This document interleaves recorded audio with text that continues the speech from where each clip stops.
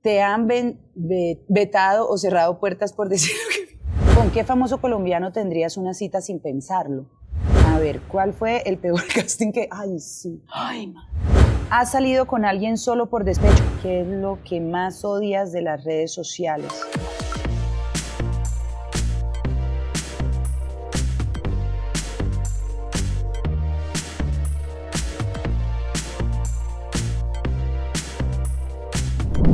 Amigos, bienvenidos a un capítulo más de Trapitos al Sol. Gracias por conectarse nuevamente con nosotros. Antes de empezar, quiero invitarlos a que, como siempre, vayan a nuestro perfil, se suscriban, activen la campanita de notificaciones para que cada vez que subamos nuevo capítulo, ustedes estén ahí enterados de primera. Hoy tenemos una entrevista con una actriz que para mí es una de las mejores de este país. Me enorgullece un montón tenerla acá, por supuesto, y además que siento que es una persona demasiado versátil. Es una mujer muy astuta, muy inteligente y con mucho talento, y ya ustedes se van a dar cuenta porque Valentina Lizcano, mi Valen, bienvenida a Trapitos al Sol. Nunca me han dicho astuta, pero y Yo sí. siento que es una mujer muy astuta, muy astuta, y sí. pero sí. Sí, si uno le pone a ver con calma, sí. Y sí. Sí. ¿Cómo estás, mi Valen? Bien, amor, feliz de estar aquí contigo, muy contenta de ver todo lo que estás haciendo y me encanta este programa, mejor dicho, lista aquí para que me saque los trapitos al sol. Me encanta. Valen, te hemos visto un montón en pantallas, en la televisión, en novelas, en series. Últimamente también haces contenido para internet, pero quiero que abordemos un poco tu vida antes de la fama. ¿Quién era Valentina Lizcano antes de que salieras en televisión? ¿Cómo fue esos inicios, pues, de tu carrera? Uy, yo creo que ahí está el secreto, ahí sí como diríamos en Cali, está el maní, ahí está el punto de por qué hoy en día y después de 23 años de carrera yo conecto también con la gente. Y es porque yo era esa niña que estaba en la casa, tal vez en una familia bastante disfuncional, donde ya digamos que para mis 6, 7 años ya la figura paterna se había recontradesdibujado. Y digamos que si era por posibilidades de cumplir mis sueños, pues las cosas estaban bastante peliagudas porque tenía una mamá muy luchona, eso sí. Mamá es mamá luchona desde siempre, pero pues muy difícil. Y una niña además soñando con ser actriz, porque a mí me encantaba disfrazarme, yo usaba todo lo que había en la casa, yo hacía todas las fonomímicas, amor, yo enamorada de Gloria Trevi, todas las de Gloria Trevi. Yo era la que entretenía al grupo de amigas de mi mamá cuando iban a la casa a tomarse sus drinks, eso, yo salía y les hacía la presentación. Pero bueno, creo que en esa etapa de mi vida no me cuestionaba tanto, ¿será que voy a poder cumplir mis sueños? Ya en la adolescencia dije, ¿será que voy a poder? Pero aunque yo tenga miedo, y eso sigue siendo así, aunque tenga miedo, aunque de pronto a veces no vea el camino muy claro hacia adelante, yo sí le agradezco a esa niña su insolencia y su terquedad, porque insolente, absolutamente insolente. Ella se vino con 17 años para acá, o sea, yo con 17 años para Bogotá, mis chancletas 3 puntadas, 80.000 pesos en monedas de 1.000 que descontinuaron a la semana, a guerrearme el sueño de ser actriz. Y pues esa era la Valentina ya, una Valentina, como te digo, rebelde, insolente, soñadora, siempre alegre, TDAHosa. No sabía yo en esa época que tenía TDAH, pero ahora sí entiendo por qué a veces tan dispersa, pero también por qué tan intensa, por qué tan habladora, por qué como una campanita, que eso pues en algunos momentos de mi vida le ha molestado a alguna gente, pero también me ha ayudado a conectar con otra, entonces lo tomo como un superpoder. Claro. Como una chica rebelde de Cali, soñadora, intensa en su momento, me imagino, toma la decisión de agarrar 80.000 pesos en monedas, las chancletas y venirse a Bogotá a aventurar? Pues yo podría decirles, no, es que lo tenía todo planeado. No, realmente lo que pasó fue, yo sí ya venía desde los 14 años con el tema de actuación, formándome empíricamente, leyéndome todos los libros de Stanislavski, de Grotowski. Ya me contrataban colegios para hacer obras de teatro, para hacer los montajes de las obras de teatro de las niñas de Fantástico. Los colegios. Era la zapa de todas las izadas de bandera, yo cantaba, declamaba, actuaba, todo, mi amor, yo era muy zapa. Sigo, yo creo, sigo siendo muy zapa. Pero la realidad fue que todo se genera por una discusión muy fuerte que tuvimos en casa con mi mamá, mi hermano y yo. Yo me molesté con mi mamá porque corrigió muy fuerte a mi hermano. mi hermano para mí era más como mi hijo. Okay. Porque pues en la separación de ellos, pues mi mamá queda siendo papá y mamá, siendo la mujer con toda la responsabilidad, y lo que hubo ahí fue un cruce de roles que obviamente he tenido que ir trabajando yo bastante, constelaciones y cosas, porque pues ella toma como el papel de papá de la casa, del proveedor, y yo tomo el papel de mamá. La mamá, claro. Yo tomo papel de mamá, entonces, y sí, casi no la dejaba como ser mamá ella tampoco, y al mismo tiempo me cargué con responsabilidades que no eran mías. No fue que nadie me las puso, sino que yo igual desde chiquita tenía esa relación con mi hermano, yo lo veía a él como mío y era mío. Entonces, pues sí, pasó ahí como algo harto y a mí no me gustó, me fui de la casa. Pues ella se fue, después de esa discusión ella se fue, solía irse, apartarse un rato. Nosotros pues, mi hermano tenía 16, yo 17 y medio más o menos, y cuando ella regresó a la semana de haber tenido esa discusión, yo le dije, yo ya me había escapado varias veces de la casa, a los 11. A los 11 me fui para Cúcuta, viví un año en Cúcuta, con la mamá de mi madrina, y a los 15 me fui, ahí vivíamos en Málaga, yo he recorrido todo el país, he vivido en todos lados. En Málaga, Santander, yo me fui a los 15 para Bucaramanga, ella me regresó después de un tiempito, y pues yo sabía que tenía que cumplir con los 18 años para salir de la casa. Ahí me faltaban 6 meses, pero yo le dije, pues faltan 6 meses para que yo cumpla mis 18.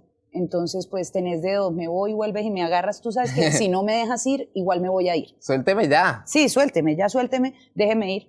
Y ella me dijo, te dejo ir, pero si en 3 meses no te veo en televisión, te devuelvo. Y yo, ok. Bien arriesgada yo, pero adivina qué pasó. Lo lograste. Lo logré. Hiciste? Porque yo soy una consentida de Dios. Yo así como soy guerrera y me da sus mejores batallas, también me consiente. Y resulta que yo llegué derecho a la academia de Rubén Di Pietro. Sí. Y estuve ahí para poder pagar mi carrera de actuación, pues era la que servía los tintos, la que barría, la que limpiaba, la que me contestaba el teléfono.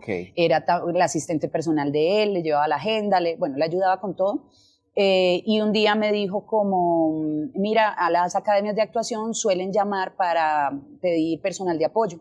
Con figurantes, extra, todo, con parlamentos y parlamento. En esta ocasión eran 2 chicos con parlamentos y era para unidad investigativa. Y me mandaron a llevarlos y yo, bueno, listo, a estas alturas yo ya llevaba 3 meses, ya hacía 2 meses estaba tomando clases, el primer mes no, hasta que no me gané la confianza y demostré que podía estar ahí en las tablas con el resto de actores. Y cuando yo llegué, Mario Mitrotti, los 2 personajes de los que estoy hablando ya están en el cielo, son angelitos hermosos a los que les debo quién soy hoy en día y el haber cumplido mi sueño. Me vio y me dijo, ¿tú vienes a presentar casting? Y yo, no, señor, no, yo toda asustada, yo era una peladita más miedosa, Dios mío. Y entonces me dijo, no, yo le dije, no, vengo a traerlos a ellos. Ok, yo voy a ir a marcar una escena, apréndete esto y ya vengo. Y él se fue.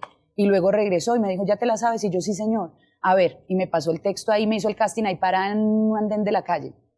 Cuando terminé me dijo, muy bien. Mi primer maestro, Rubén Di Pietro, tenía fama de ser muy estricto, además de una formación polaca, entonces era muy estricto.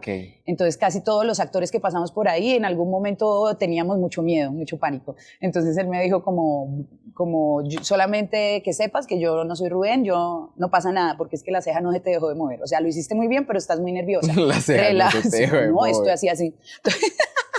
Entonces nada, me dijo, pasa mañana, pasa ahorita por los libretos, que mañana empiezas a las 5 de la mañana. Y ahí empezó todo este sueño. Y después la llamada a la mamá, mami, lo logré. Mija, ya, canceles etiquete de bus, porque tocaba en bus. ¿Qué te dijo tu mamá cuando te vio en televisión? Además, porque siento que te dio un tiempo de límite muy corto, en 3 meses. Aquí, por lo general, hoy en día, nadie lo logra. Sí. A menos de que sea como configurante o cualquier otra cosa. Pero además las condiciones antes eran más difíciles. Sí. ¿Cuál fue la respuesta de tu mamá cuando vio que lo lograste?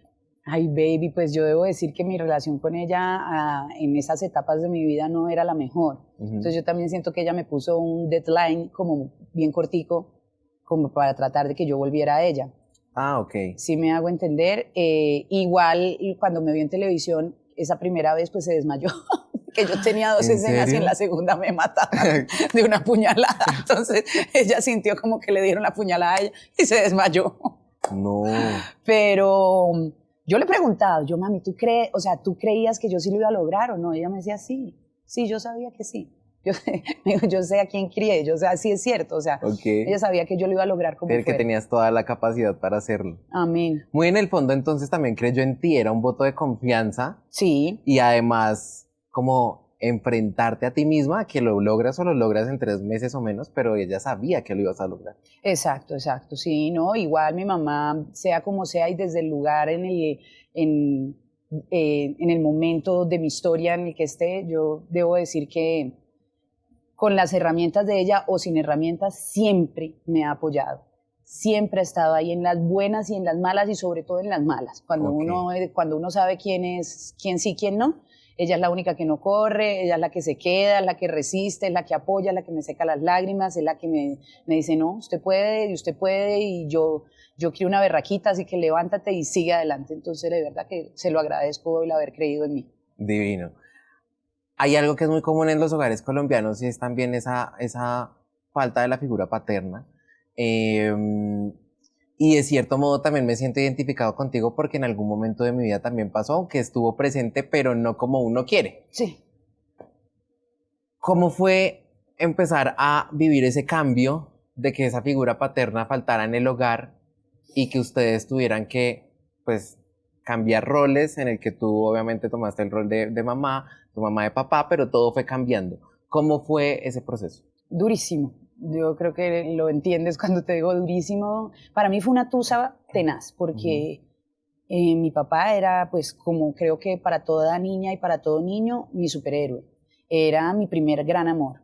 De hecho, o sea, yo lo decía abiertamente que para mí mi favorito era él. Okay. Cuando ellos van a tomar la decisión en la separación, en el juzgado, llevaron a mi hermano para que mi hermano tomara la decisión de con quién se quedaba, pero a mí no me llevaron. Por historias de familia. Mi mamá fue abusada y a esas alturas de la vida yo también había sido abusada. Mi papá no lo sabía, pero mi mamá sí. Entonces, mi mamá no iba a permitir que yo me quedara con mi papá, bajo ninguna circunstancia. Entonces, para evitar eso, no me llevaron.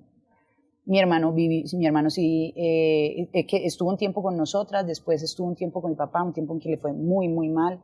Estuvo sin escolarización, mi papá era cero responsabilidad afectiva, cero responsabilidad económica, cero responsabilidad. Qué embarrada, pero sí. Aún así, tú lo veías como tu héroe. Yo lo vi por mucho tiempo como mi héroe, pero ahí empezó, pues cuando empiezas a ver todo esto, pues empieza a desdibujarse.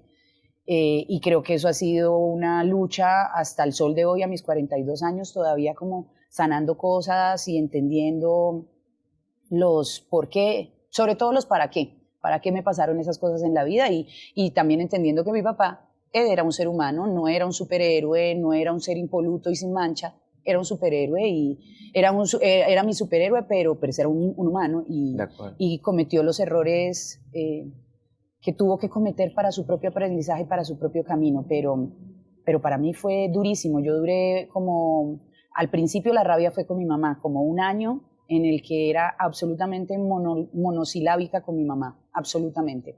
Y él me llamaba mucho en esa época como a hablarme mal de mi mamá, ¿sabes? Ah, ok. Aparte, mi papá fue un papá muy castigador, un papá que quería excelencia, pero que no la enseñaba con hechos, pues, con ejemplo. No era un modelo, pues, en eso. No era un modelo. Entonces, ahí se genera un montón de rebeldía. Creo que ahí empieza una gran rebeldía de mi parte, porque sí había mucho castigo físico y mucho tratar de jugar con la cabeza de una niña, pues, para que no quisiera a mi mamá. Pero un día mi mamá, sin saber qué era lo que pasaba conmigo, me dice, acompáñame al trabajo. Y yo voy y la acompaño. Mi mamá fue peluquera, fue lo que pudo estudiar justo antes de separarse de mi mamá. Yo creo que fue de mi papá, yo creo que fue un plan que elaboró para poder salir de ahí, y la comprendo hoy en día como mujer.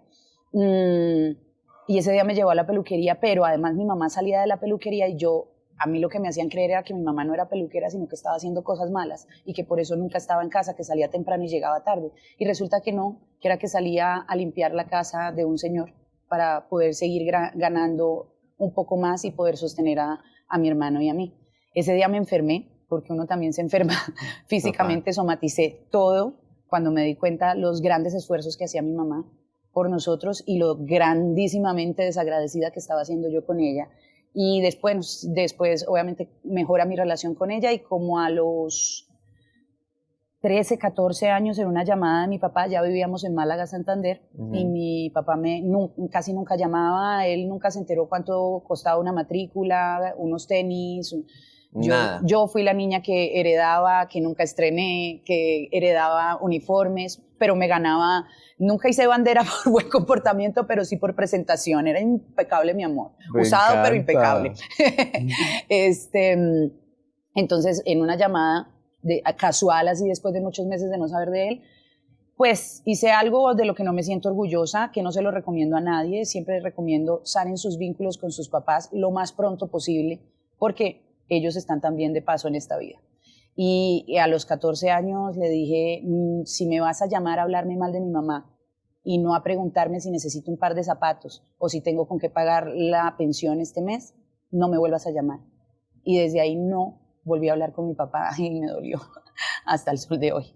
O sea, cuando ya lo quise buscar, muchos años después, me enteré que se había muerto. Y hasta el sol de hoy, que es un gran misterio, no he podido encontrar su tumba. La he buscado con Sijín, Dijín y todo lo que termine en in y nada, mi amor. O sea, en las cartas, busco por todos los medios, sabido y por haber. No sé dónde está enterrado porque quisiera poder encontrarlo para hacer un acto de sanación con él, de psicomagia, que lo aplico mucho en mi vida.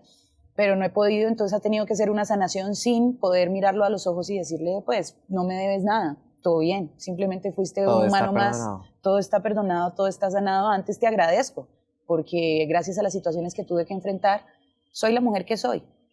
No habría otra manera de ser quien soy hoy en día y estoy muy feliz y muy conforme con quien soy. ¿Hasta hace cuánto lograste intentar buscarlo? Es decir, y además también, ¿dónde fue su última ubicación? ¿En qué ciudad se encontraba? ¿Sabes un poco de cuáles eran sus últimas labores, su trabajo, a qué se dedicaba, como a lo último? Yo la última vez que lo vi, no que hablé, sino que lo vi fue aún más pequeñita, yo creo que tenía unos 11, 12 años cuando fuimos a Armenia a recuperar a mi hermano.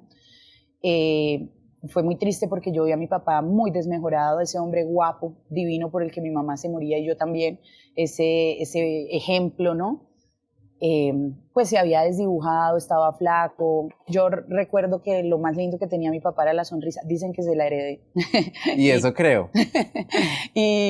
y tenía sus dientes vueltos nada. Yo no sé, yo creo que mi papá andaba en muy malos pasos. O sea, cuando estaba con mi mamá, ahora que soy adulta y que también pasé por problemas con las drogas, creo que él tenía problemas con las drogas, pero que mientras tuvo un hogar, como que tuvo algo que lo contuviera. Después simplemente como que perdió el norte porque yo vi a mi papá muy desmejorado, lo que te digo, un año mi hermano con él, un año que estuvo sin colegio, donde simplemente él le entregaba plata para que fuera a jugar maquinitas y comiera chucherías en la calle y mi hermano más o menos en la calle.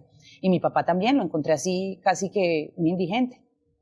Okay. Entonces, no sé, se dice que hay posibilidad de que tenga hermanos, que tenga una hermana en Cali, obviamente menor, en Cali.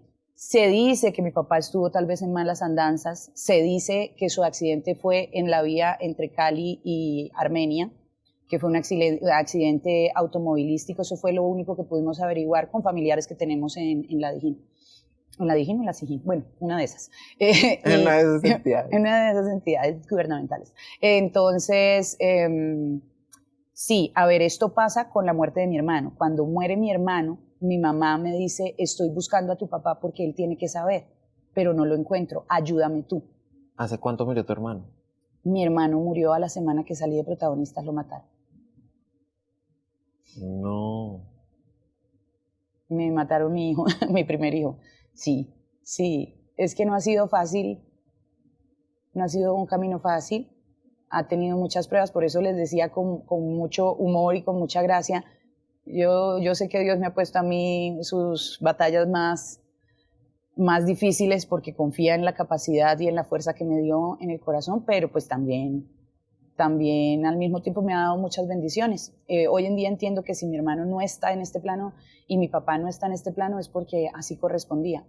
Ahora, eso no quiere decir que no me siga doliendo el no haber podido decirle a los ojos a mi papá que lo amo, claro, que lo sigo amando y que lo amaré por siempre, que me hubiera encantado que conociera a sus nietos, que estaría matado, y ver a mi hermano con sus nietos. O sea, mi sueño, cuando yo salí de protagonista, cuando yo me vine de Málaga a los 17 años, mi promesa fue, yo voy a cumplir mi sueño y apenas tenga ingresos, te llevo a vivir conmigo. Pero como a los 6 meses él se va para la policía, no termina bachillerato y se va para la policía, y después de estar un año él me dice, voy a hacer la carrera en la General Santander, aquí en Bogotá. Ajá. Yo no quería que él estuviera en la policía porque no me gustan las armas. Yo pienso que el que tiene un arma la tiene que usar. Claro. Y un arma está diseñada para hacer daño o para quitar la vida. Y le dije, el que a hierro mata, a hierro muere, amor. Pero pues si es tu decisión. Y él también me contestó algo muy sabio. Fue como, se supone que todas las actrices son, ¿no? Y tú no lo eres. Entonces, confía en que yo no soy una persona que va a usar ese poder de tener un arma para hacerle el daño a nadie. Pero pues mira, la vida cómo fue. Con un arma me lo quitaron, se lo llevaron a la semana de haber salido de protagonista. Yo alcancé a hablar el día que estaba en gira de medios. Tú sabes que uno salía de Argentina, llegaba acá. Y el boom de la gente, el recibimiento, porque además ustedes en ese momento eran unas celebridades, pero o sea, era una cosa dura. Sí, porque fuimos de los primeros realities en el país, sí, era una cosa dura. Entonces yo llegué y estaba en gira de medios ahí en RCN, y al salir de donde Jotica, me llamó él, no sé cómo se consiguió el teléfono de prensa, y hablé. Esa fue la última vez que hablé con mi hermano, fue por un teléfono de RCN, que él se consiguió y me llamó a decirme que sus compañeros policías no le creían que yo era la hermana, que tenía que ir a visitarlo para darse el champú de andar de mi brazo. Nosotros teníamos una relación muy, muy bonita.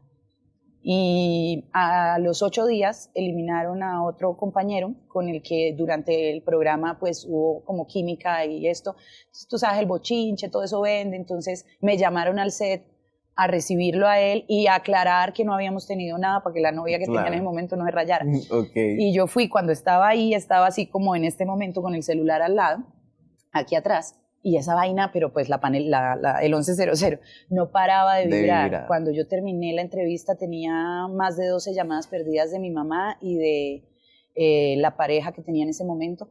Y es él el que llega a la puerta de RCN y me dice, sal ya, por el teléfono, sal ya, y ahí me da la noticia de la muerte de mi hermano. ¿Cómo? Estoy intentando entender muchas cosas y estoy bastante, o sea, como que tengo el corazón arrugado en este momento, sí. Pero quisiera entender cómo una mujer, después de haber atravesado por un episodio de abuso, de haber vivido en un hogar disfuncional, de haber tenido que asumir una responsabilidad que no te correspondía, de haber, se me quiebra la voz, perdón, de haber vivido la ausencia de tu hermano. Perdón, nunca me había pasado, pero ¿de dónde sacas todas las fuerzas para ser lo que eres hoy en día? Y además eres una mamá que eres demasiado entregada a tus hijos. Perdón. Porque no me podía repetir la historia, ¿no? Yo soy la oveja negra de mi familia. Yo lo decía desde chiquita con orgullo. Y hoy en día que ya he estudiado y he aprendido más, he caminado más en la vida, me doy cuenta que sí, yo era la oveja negra de la familia. Las ovejas negras no es que somos malas, sino que venimos a enfrentar situaciones difíciles para romper de pronto con bucles en los que está anclada la energía familiar. Mi propósito en la vida es que mis hijos vivan una vida distinta a la mía, y en hacerlo lo mejor posible, además porque tengo la responsabilidad de hacerlo. O sea, mis padres no tenían la información que yo sí tengo, entonces tengo la obligación, no me puedo hacer la loca. Total. Tengo la obligación de dar lo mejor de mí. Obviamente eso a veces se vuelve una carga, a veces quiero ser excelente y quiero ser suficiente en todas las áreas de mi vida, al mismo tiempo que cargo una herida de insuficiencia desde la infancia, ¿no? Sabes, uno de chiquito genera esas heridas porque siente que si mi papá se fue es porque yo no fui suficientemente buena hija, no fui excelente con todas las materias, tenía dislexia, tenía problemas de atención, hiperactividad, entonces no fui excelente y viví unos largos años de mi vida tratando de ser excelente en todo. Y hoy en día lo único que puedo decir es, yo no sé si soy buena en todo, pero doy hasta lo que más puedo, eso sí, sin descuidarme a mí misma, porque ya me ha pasado, que me he descuidado, que me he dejado de último, y entendí que si yo quiero que estos hijos míos, y cuando yo hablo de mis hijos no hablo solamente de Salvador y Alma, yo hablo de mis bichos. Ok. Yo hablo de todos esos niños que crecieron conmigo, que seguramente por aquí hay muchos. Ya me los encuentro grandes en la calle. Sí, porque además eso también fue una etapa muy linda. Una etapa muy bella de mi vida. Yo creo que ese fue mi regalo después de haber pasado momentos tan difíciles, porque eso pasa justo después de Protagonistas, justo después de la muerte de mi hermano. Entonces yo creo que la intención, aunque muchas veces me he desviado del camino, o como cualquier humano he cometido errores, la intención me ha mantenido, la intención hace que yo vuelva, porque desde niña siempre mi intención ha sido ser una mejor versión de mí, entendiendo que eso puede impactar a los demás. Nunca me imaginé llegar a donde estoy, por eso yo me siento muy agradecida, porque el poder, el que la gente se interese en oír mi historia, el que la gente se interese en escuchar lo que yo les cuento, en las herramientas que les comparto a través de redes sociales que me han ayudado a mí a transitar estos momentos difíciles y a salir avante y a no estar en el piso en este momento muriéndome, aunque ya haya pasado que estaba en el piso a punto de morir, pues me demuestra que algo bien hecho. De pronto no he alcanzado la excelencia, o de pronto sí la he alcanzado, y la que tiene una insuficiencia para ver su propia excelencia soy yo. Ahí vamos, sigo trabajando todos los días. Ese síndrome del impostor, ¿no? Uf, mi amor, yo tengo una impostora aquí adentro, vea, peor que Gabriela Spanik. Ella no es impostora, estoy siendo su personaje. Total. Entonces, sí, no, yo tengo que trabajarla mucho, y sobre todo con amor, ¿sabes? Porque al principio la trabajaba como de, no, eso no es así, y vamos a cambiar esta conversación. Hoy en día es como desde el amor, desde el entender la herida que hace que muchas veces yo reaccione desde ahí, recogerme, tratar de no reaccionar inmediatamente, sino de respirar y de valorar ese camino y de valorar esa lucha, y también de agradecer, porque vuelvo y digo, gracias a esa insolencia, gracias a esa rebeldía, pues moví el hopo y salí adelante. También le debo mucho a esas otras caras de mí que de pronto no son las más brillantes, pero que me tienen donde estoy. ¿Ya vieron la valla tan bacana que hicieron nuestros amigos de Mediart acá en Bogotá? Pues esto es un gran paso y lo estamos dando de la mano de los mejores. Así que si la ven en las calles, le pedimos el favor de que se detengan un segundito, tomen una foto y no olviden etiquetarnos a nuestros amigos de Mediart y a nosotros, por supuesto. Llega una gran creación a tu vida y es Sana Locura, que creo yo que se volvió como un movimiento también de ayuda para muchas personas. Cuéntanos un poco sobre eso, porque a mí realmente me parece muy interesante. Y por eso al inicio de la entrevista yo hablaba sobre la astucia, porque digamos que uno tiende a ver un poco y a conocer un poco sobre la vida de ustedes de una manera muy superficial en entrevistas y en otras cosas. Y yo leyendo un poco yo decía, ¿cómo hizo? Por eso yo digo, es una mujer muy astuta. Cuéntanos un poco sobre Sana Locura, porque a mí realmente me parece que es un regalo muy bonito para muchas personas. Ay, gracias. Sobre todo para mí. Créanme. O sea, cuando a uno le dicen, trabaje en usted, crea en usted, no sé qué, mucha gente dice, ay, es que se están volviendo egoístas, sobre todo las mujeres hoy en día están volviendo egoístas, pero sí hay que volverse egoísta un poquitito, con amor. Total. Hay que volverse egoísta. Sana Locura viene de una discusión con el papá de mi primer hijo, porque a mí me abre las redes Catherine Porto, me abre mi Instagram. Estábamos haciendo una novela, yo acababa de llegar de India y me dijo, mira que hay una nueva, yo solo usaba Facebook y era para hablar con el papá de Salvador, que se había ido primero para India que yo, y yo después le caí. Después eso como súper abandonado, y ella me dijo, me abrió eso y le dije, ¿yo ahí qué hago? Me dijo, no, pues subí fotos, no sé, pues contá tus cosas, ya. Y yo, bueno. Y yo empecé a subir mi vida ahí. mi día a día. La gente no tenía ni idea que yo hacía deporte, que me gustaba la actividad física, porque pues asumen que porque soy una mujer delgada soy privilegiada, pero es que un cuerpo delgado también puede tener muchas enfermedades detrás. De acuerdo. Y bueno, empecé a compartir eso y la gente empezó como a preguntarme, bueno, pero ya que, ¿cómo así que tú te levantas a las 5 de la mañana o a las 4:30 para entrenar y volver a casa y bañarte, irte para el canal a grabar? ¿Y cómo así que tú haces recetas? ¿Cómo así que tú inventas en la cocina? O sea, en la época que no habían productos fitness, o sea, no habían. Hoy en día tú encuentras de todo, postres, de todo, o sea, todo lo puedes reemplazar por saludable. En ese momento, no. Nada. En el momento no. Entonces, y yo les compartía muy orgánicamente como así hago yo, no sé, una torta, así hago yo un dulce, así me hago la proteína y le subo su valor nutricional, pero muy, muy intuitiva y muy orgánicamente. Realmente yo debo decir, no había una estrategia ahí. Y un día el papá de Salvador me pregunta, todo bravo, dice, ay, ¿vos qué haces ahí dando consejos a la gente si no sos entrenadora, si no... Y yo, pues, yo siempre, y bendito Dios, siempre digo como primero consultar con el médico porque cada cuerpo es único. Yo no soy profesional, yo no sé qué. Exacto, consulte con el especialista, con el profesional. Pero a mí me ha funcionado esto y esto y esto. Y yo me acuerdo que estaba toda brava con él y me boté ahí en el sofá mientras él trabajaba en el computador y le dije, pues vea, a mí toda la vida me han dicho loca.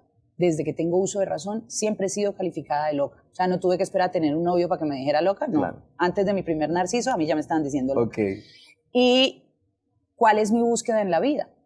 La sanación. Pero también aprendí a concebir la locura como un superpoder, como la posibilidad, lo tengo aquí tatuado, dice, locura es ver más allá. Yo no sé si fue Fito o fue Charly García, alguno del rock de esa época, millennial. Tenemos 42 años, por favor entiéndanme, si no entienden, googlen. Y nada, entonces yo le dije, pues si para mí es un superpoder, la locura es poder ver más allá o ver las cosas diferentes o tener un plano diferente y mientras todo el mundo va para allá, yo voy para allá, por eso soy calificada de loca, pero es que resulta que yo quiero ir por este lado porque yo no quiero ver las cosas como el montón, como la masa, sino ver qué hay fuera de la masa también. Claro. Entonces, pues, sana locura. Y ahí comenzó como un hashtag, después fueron conferencias, después fueron talleres, donde adopté los 3 pilares para mí básicos, aunque realmente nos componemos de muchísimas más aristas, pero hablo del cuerpo, la mente y el espíritu. O la espiritualidad o las emociones, como queramos llamar. Y después se volvió un libro que se llama Retratos de mi alma, Sana Locura, Retratos de mi alma, donde hablo de estos momentos difíciles y de las herramientas que me han ayudado a salir adelante. Y hoy en día es mi empresa, a través de ella hago todo lo que hago en digital, en televisión, en mis emprendimientos, en todo. Es mi primer hijo, o sea, pues mi primer hijo vendría siendo mi hermano. Digamos que entonces este fue el segundo. Y después el tercero ya Salvador y Alma. ¿Qué herramientas de sana locura le has dado a tus hijos para que primero conozcan ese lado fuerte de la mamá y que pasó por cosas muy difíciles y además, pues siento yo, no soy papá, pero creo que uno le da como esas herramientas a los hijos para que no les pase lo mismo que les pasó a uno? Pero... ¿Cómo has utilizado esas herramientas para enseñarles las cosas duras y las cosas lindas también de la vida? Bueno, creo que como que con el que más ha tenido esos procesos es con Salvador, porque pues tiene 10 años y sobre todo a él le tocó atravesar conmigo una etapa de 7 años de depresión. 7 años con una mamá en depresión, con una mamá con ansiedad, con ataques de pánico y hasta disociación. Y ¿sabes qué? Pues yo, obviamente también uno puede cometer errores si se ubica en ese punto de necesito darle todas las herramientas para que no sufra lo mismo que yo he sufrido. Hay sufrimientos que no se pueden evitar. El sufrimiento es una elección personal. El dolor no. Claro. O sea, a ti una situación te puede doler, tú decides si vas a sufrir o no. Van a decir, uy, pero qué fuerte, Valentina. Claro, eso lo dices porque tú... Sí. El sufrimiento es opcional y por eso fue que yo tuve a mi primer hijo con parteras y de una forma muy natural, porque decidí comprobarme y demostrarme a mí misma que no puedo tener miedo de sentirlo todo. Yo creo que ese es el miedo más grande ahorita en la sociedad. La gente ya no se enamora ni se entrega completamente, ni siquiera es porque sean fríos de corazón, sino porque tienen miedo a que los partan. Total. Y lo que tenemos es que volvernos unos maestros en entender que nos podemos reconstruir y que el sufrimiento que nos puede generar esa ruptura va a durar únicamente lo que yo quiera que dure, el sufrimiento. El dolor se siente y se transita, pero el sufrimiento es simplemente apego. Tú sueltas y ya empieza tu proceso de sanación. Me acabo de perder porque mi hijo hizo así y además porque tengo TDAH. Sí. Claro. Entonces a veces me elevo. Llega una faceta como nueva a tu vida que algunas personas empezamos a notar y es como la creación de contenido, ¿no? Porque entonces uno empieza a ver una faceta diferente de la Valentina Liscano, actriz, presentadora, modelo, a generar contenido, hacer videos chéveres con influencers que son muy conocidos y muy queridos acá en Colombia. ¿En qué momento de tu vida llega eso? Bueno, yo empiezo, como te digo, orgánicamente en las redes, luego de la separación del papá de mi hijo mayor, pues me doy cuenta que esto es un negocio. Ajá. Eso fue difícil porque la gente acostumbrada a que me regalaba y que yo todo lo posteaba en gratitud y trato de ser una mujer muy agradecida y sigo agradeciendo y todavía hay marcas a las que apoyo sin un pago, pero pues no se puede a todas porque yo necesito comer también. Entonces, cuando yo estaba separada con una mano adelante y la otra atrás y me doy cuenta que esto es un negocio, empiezo a monetizar. Pero pues como influencer. Claro. La influencer. Pero el paso de influencer, o sea, que trabajo con marcas para hacerles contenido a las marcas, para acercar las marcas a las personas, empieza a modificarse un poco hace un año. Okay. De hecho, yo hace poquito, el 4 de julio, estaba celebrando mi aniversario con mi compadre Felipe Saruma. Él es determinante en esto, aunque muchos amigos alrededor me decían, y venga, vamos a hacer un sketch, venga, porque usted, además porque el fuerte mío ha sido la comedia en televisión, como porque no hace lo mismo en redes, y yo, no, había un miedo. Total. Esa reticencia era un miedo.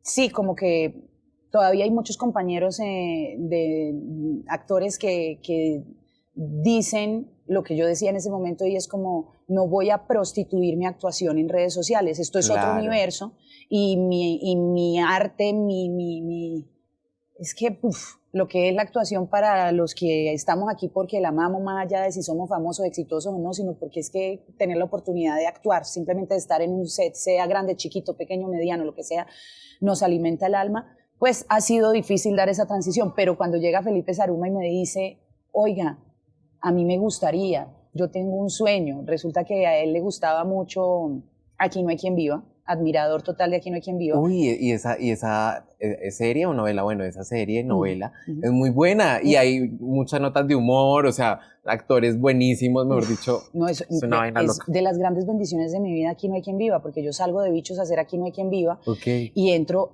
en un ramillete de actores de talla. O sea, yo era la más lempa, como digo yo, como la más quedadita, porque yo venía de Bichos, siempre actriz, ahí me había salido la oportunidad, duré 3 años y medio en Bichos presentando, haciendo contenido. Yo digo que yo ya era influencer, porque yo ya tenía mi sección de deporte extremo, yo salía con mi realizador a viajar por todo el país, a hacer contenido. Claro que no se pasaba en redes, se pasaba en televisión, claro. pero sí, hoy en día me doy cuenta que ya ahí estaba haciendo mis primeros pinitos. Después, pues, me ganó el casting de Aquí no hay quien viva y eso fue maravilloso. Pero bueno, volviendo a la pregunta, fue Felipe el que me dijo como a mí me encantaría poder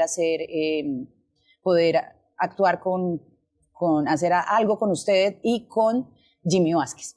Entonces es ahí donde se da una reconciliación, un acercamiento entre Jimmy y yo porque habíamos tenido una discusión muy fuerte hace unos años y nuestra relación había terminado porque sí, así como terminan las relaciones sexoafectivas, también las relaciones afectivas con los amigos pueden llegar a un fin, pero digamos que gracias a Felipe pues volvimos a hablar, estuvimos en el set y comenzamos, después de que llegamos del viaje donde conocí a Felipe, 4 de julio, comenzamos a hacer Convert, que es comedia en vertical. y ha sido maravilloso. Obviamente, pues es que también, vuelvo y digo, yo soy una bendecida. Sí, yo he pasado momentos difíciles, amores, pero dígame si no es una bendición que un talentazo como el de Felipe Saruma venga y me diga, ¿quiere actuar? Venga. Total, porque es que además como que él en este momento es uno de los más grandes referentes de la industria audiovisual acá en Colombia, con la capacidad que tiene para crear, para inventarse historias que son una nota y que además uno empieza viéndolas muy chistosas, pero al final uno se da cuenta que tienen una enseñanza. Exacto. Y además, hace poco vi que él explicaba que montó una serie de videos que cada una iba hilada a la otra. Sí, ya vi. Entonces era como, es bien chévere. Sí. Hemos estado investigando, eso nació allá en Estados Unidos durante la Copa América, hablando de mi situación con la depresión, hablando de momentos también que él ha vivido, y pues digamos que ahí mi aporte fue un poco eso. Él siempre ha querido llevar un mensaje, sino como decirle como, oiga, empecemos a tocar estos temas, es que mire la edad que usted tiene y la edad que yo tengo y mire dónde conectamos. Claro. Y si conectamos con mucha gente que necesita entre risas aprender que la depresión se ríe, que tomamos decisiones de las que podemos renunciar en algún momento. Hay un Convert, por ejemplo, que somos tres historias de 3 mujeres diferentes, unida por una mujer mayor, que nos manda una carta al final de ese Convert y nos dice, o sea, ese Convert comienza con risa y termina uno con el nudo aquí, la lágrima acá. A mí lloré muchísimo en el set, Felipe y yo lloramos.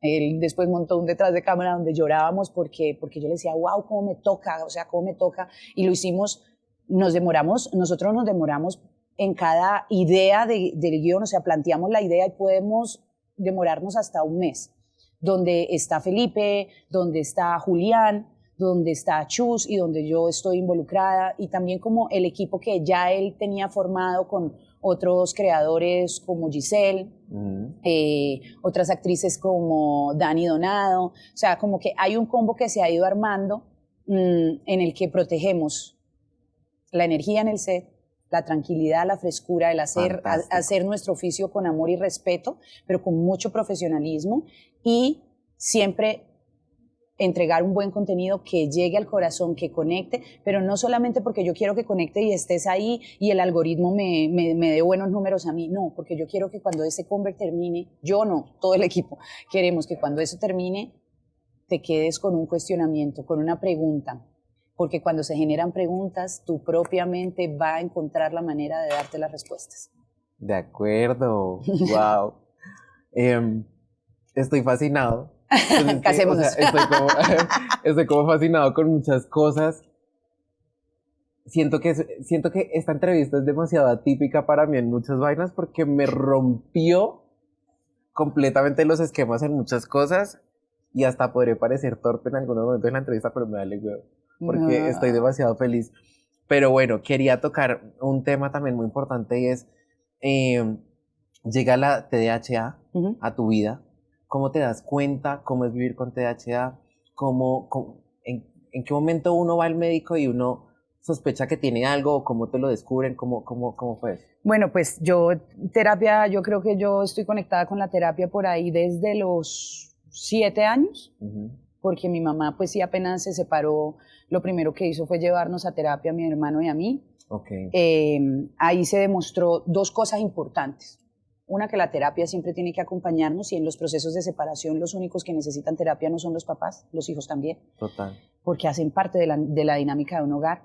Y otro, que mi hermano tenía un coeficiente intelectual de un niño genio y yo uno promedio. Okay.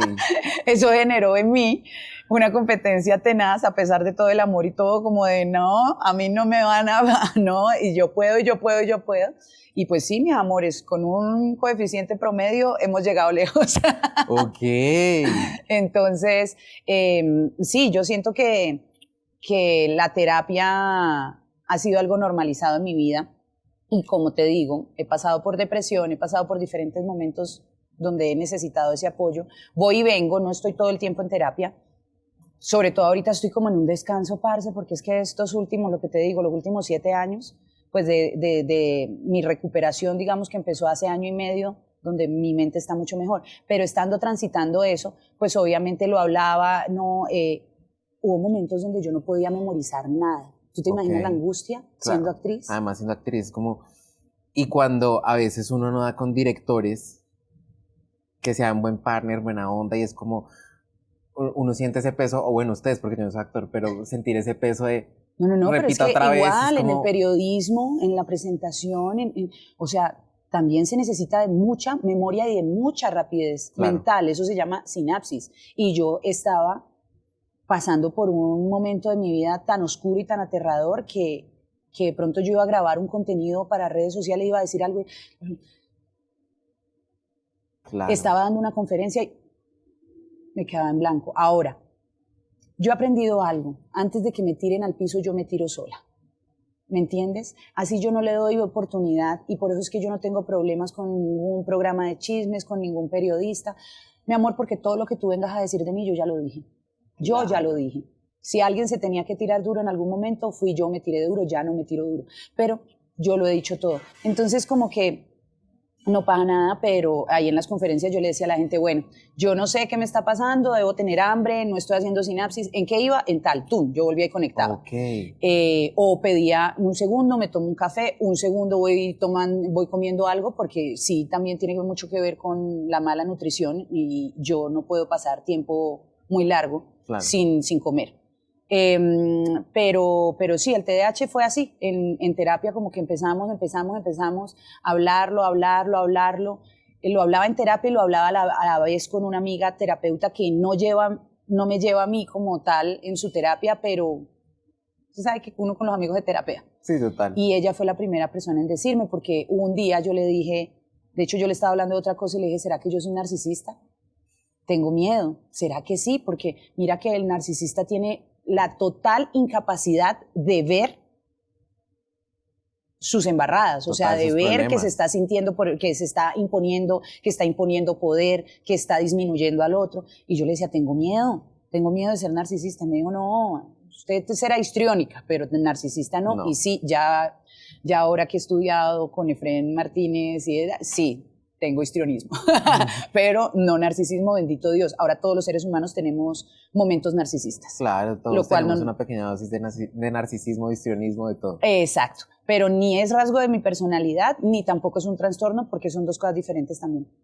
Entonces ella fue la que me dijo y ya yo lo consulté y bueno, después de un test, definitivamente soy una TDAHosa feliz. En el momento me asusté. Apenas recibí yo, ay, jue madre, pero también fue un alivio porque dije, ¿ves? O sea, yo no soy bruta y a mí siempre me fue bien en el colegio, siempre que yo quise.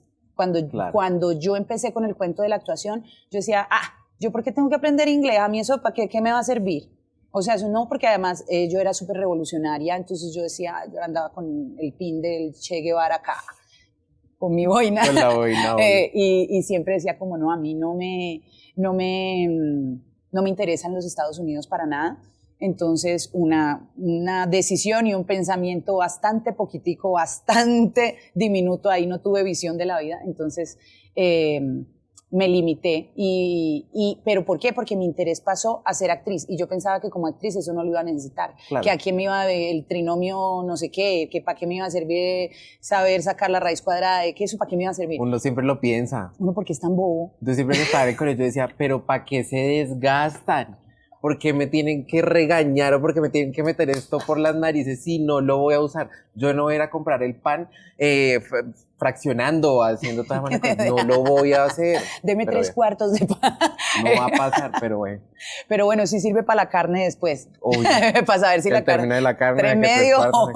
Exacto.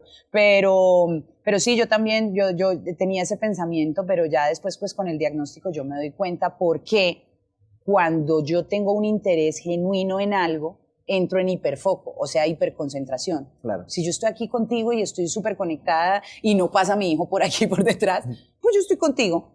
Y mi interés en este momento es mi conversación contigo, entonces yo estoy hiperfoco y no me va a perder. Pero llega a pasar un mosco y me puedo ir en el mosco un rato, ¿me hago entender?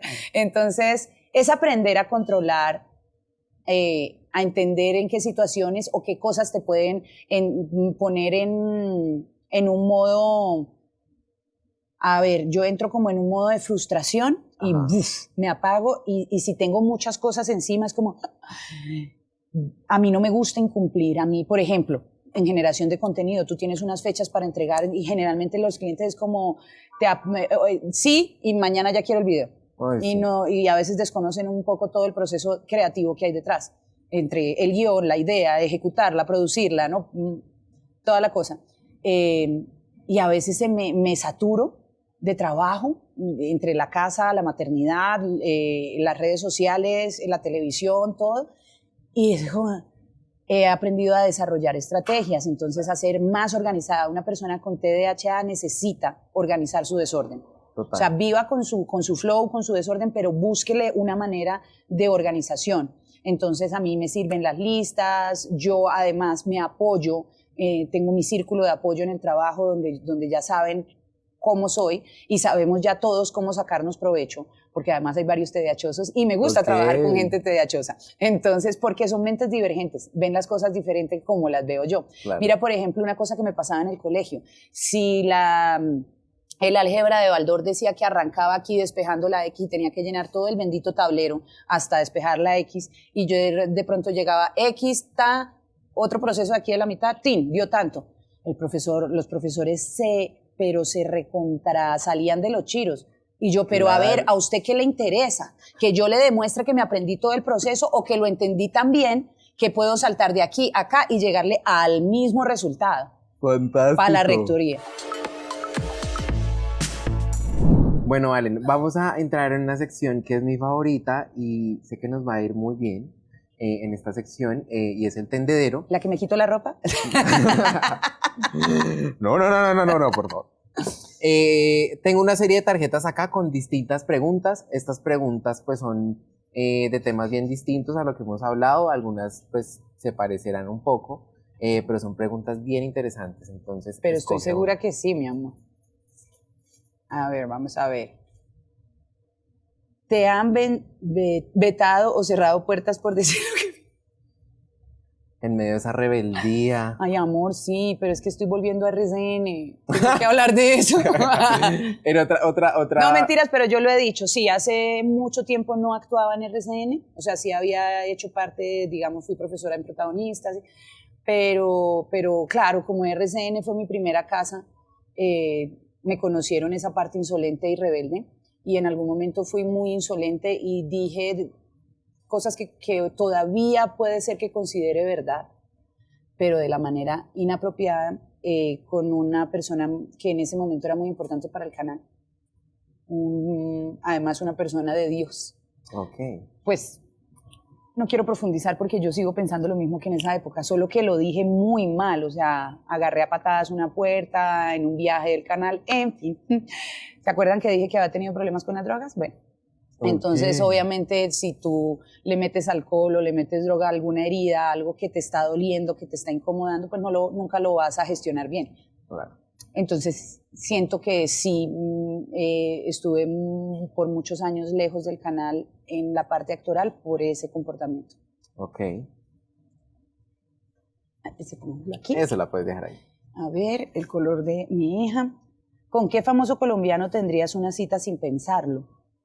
Bueno, yo estoy súper bien casada, o sea, yo vivo con un bizcochazo, así que la cita no puede ser romántica, porque no necesito citas románticas, pero una cita, ya la tuve con un famoso colombiano que se llama Juan Carlos Mazo, un director que por él... lo amo. Bueno, por él me atravesé la ciudad en moto, así porque uno de mis mejores amigos, amigos de los dos, me llamó y me dijo, lo tengo aquí, se va a tomar un café contigo. Y yo, ¿qué?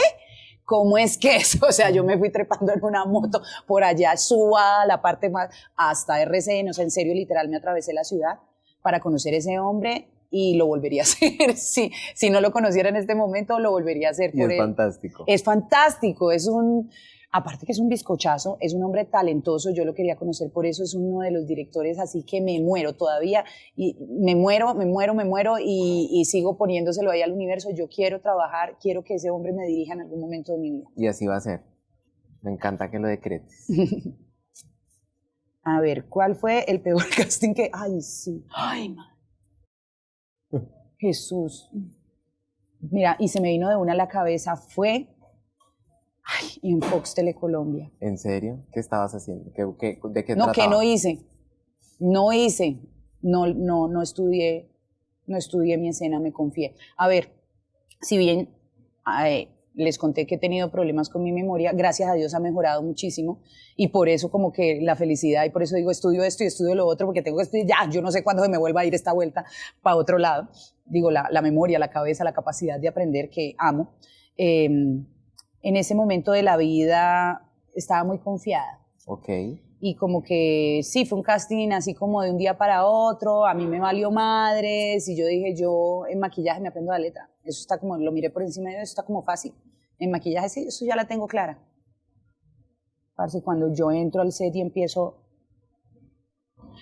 yo tengo borrado en mi cabeza con qué actor me tocó, bendito sea, así si lo veo no me da pena, No te da pena, está claro. borrado en mi cabeza. Recuerdo al productor, qué pena, yo creo que el señor nunca va a querer trabajar conmigo. Nada, yo salí de ahí, o sea, fue el casting fatal, súper, no, perdón, no, o sea, y mi fama de Toma Única Liscano, ese día se fue para el piso. Nada, fue horrible. Salí de ahí, mi manager de ese momento me dijo como, ¿qué pasó? Y yo, nada, me puse a llorar en el carro, yo, discúlpame, me dijo, te estás confiando demasiado y no. De ahí aprendí que hay que darle mucho valor a la preparación y la disciplina es fundamental para alcanzar. No importa si vas a quedar o no, entrégale tu alma a cada casting, a cada reunión, a cada oportunidad que tienes de irte acercando a tus sueños. De acuerdo. ¿Has salido con alguien solo por despecho? Obvio. Amor, que ahí me pusieron un anillo y todo. ¿En serio? Ay, sí. Y solo por salir con una persona por despecho. O sea, el tipo era muy interesante, muy guapo, muy lo que tú quieras. Pero pues esa no era la idea. Esa no era la idea. Cuando, llegó con el anillo. Cuando, wow, anillo y todo. Sí, muy mal. No lo volvería a hacer, o sea, como salir con alguien solo porque me siento sola, porque me siento... Por llenar vacíos. Por llenar vacíos, no lo volvería a hacer. Sí, vuelvo y digo, uno no sale o no conecta con los demás desde la necesidad. De acuerdo. ¿Qué es lo que más odias de las redes sociales? Yo creo que eso, el odio de las redes sociales, la capacidad de separarnos. Cuando todos somos, sí, únicos, diferentes, pero todos somos uno. Total. Parte de un mismo ecosistema, de un mismo cuerpo que se llama planeta Tierra. Y si mi cuerpo todo necesita que yo lo observe con infinita atención y con infinito amor, pues yo creo que el planeta también necesita que todos conectemos desde el amor en esa unidad. Entonces sí me parece que a veces las redes sociales van en detrimento de eso. A veces me parece que empoderan discursos tan peligrosos, tan dañinos, tan tóxicos, pero bueno, también son procesos, así como se respetan los procesos individuales de los otros humanos, así mismo tengo que respetar los procesos como humanidad que tenemos. Bien. ¿Alguna vez fingiste estar enferma para no ir a grabar? No, nunca. ¿No? No. Y fíjate que esa pregunta, o sea, la hago inspirada en las declaraciones de muchos colegas tuyos, actores, que de verdad dicen como, ay, me tengo que ir a grabar y voy a decir que tengo dolor de estómago, que tengo no sé qué. No, me entra una ansiedad, no puedo, no. ¿En serio? No. Ve, yo te voy a decir algo, yo desde hace mucho tiempo, desde antes del TDAH, yo tomé la decisión de no decir mentiras porque a mí se me olvida lo que digo. Entonces, si yo voy y le digo al productor, no, es que me murió mi tía, voy y mato a la tía 5 veces. O se descarriló el tren y yo iba pasando por la vía. No, o sea, ¿para qué digo mentiras? Yo soy de la que llama y dice, me levanté tarde. Me aguanto el regaño. O sea, yo asumo. Claro. Hay que aprender a asumir. Hay que aprender a asumir, nunca nos vamos a librar de que la vida de nosotros pase sin una embarrada en algún momento. Yo prefiero decir la verdad porque sí, yo misma me voy a tumbar al piso en algún momento. No a me mí da. Me pasa eso. Y me da ansiedad. A mí me pone muy como nerviosa. Que a veces como que uno mete una mentirita piadosa y después se me olvida. Es como, oye, ¿qué pasó con tal cosa? Y yo como, ay, no. No, y me pongo roja, no, mejor no. Sí. Ay, es mejor no caer en eso. A ver. ¿Qué no perdonarías jamás? No sé, yo he perdonado muchas cosas. Muchas cosas. Muchas. ¿Quién no perdonaría jamás? No, hombre. Perdoné al asesino de mi hermano.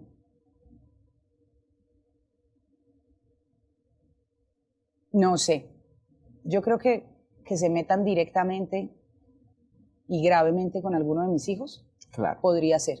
Podría ser y lo digo en podría, lo pongo en duda, porque he enfrentado muchas cosas en la vida y al final, poco a poco, siempre he ido perdonando, siempre he ido sanando, porque al final el perdón me beneficia más a mí que al otro. Total.